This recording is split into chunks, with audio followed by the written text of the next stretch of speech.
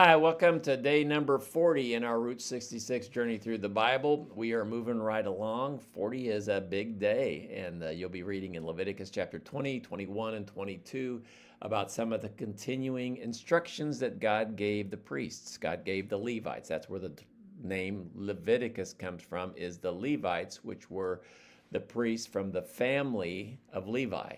So Leviticus chapter 20 is some of the punishments for sin.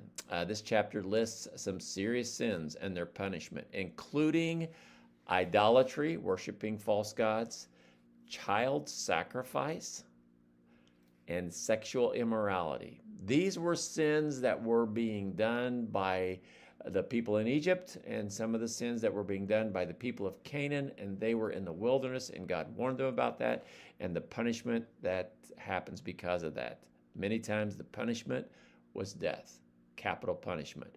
God warns that sin leads to death, and God calls his people to be holy and separate from the wicked nations. Don't do that, it will kill you.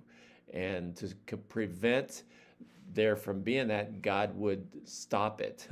Those who follow God's laws will be blessed, and those who don't will suffer the consequences. And that's the lesson I think that we can learn from Leviticus 20, is that sin has its consequences, but God blesses those who obey him.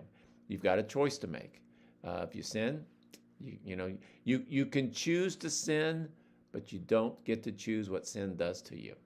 So choose right. Choose to live for God.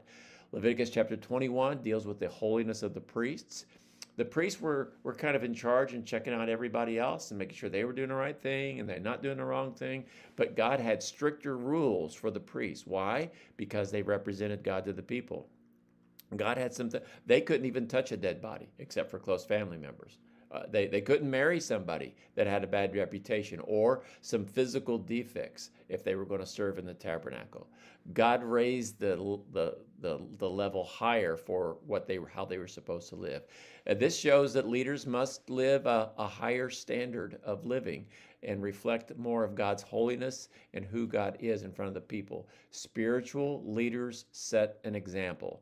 If the leadership is good, people will follow that. If leadership goes bad, it just goes down really fast. And so leadership is so vitally important in the church, in the home, in government, in business, in the community, wherever it is.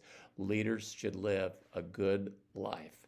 Leviticus chapter 22 is some of the acceptable offerings, some of the rules about offering a proper sacrifice. Only perfect and unblemished animals could be offered. You couldn't just take, kind of like what we do. We go through our closets and we find out all the clothes we don't want to wear, the things that have rips in it. We say, well, I'll give that to Goodwill. I'll give that to this organization.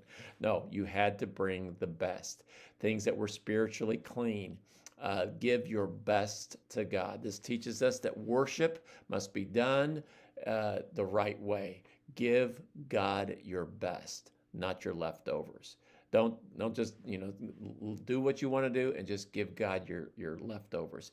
And that's why even when we give finances, it says give your first fruits, give the tithe first, and that's only 10%. And you live on the rest. And so what we should do is we should make sure that we give God the best that we have. Give God the best of our time. Give God the first day of the week.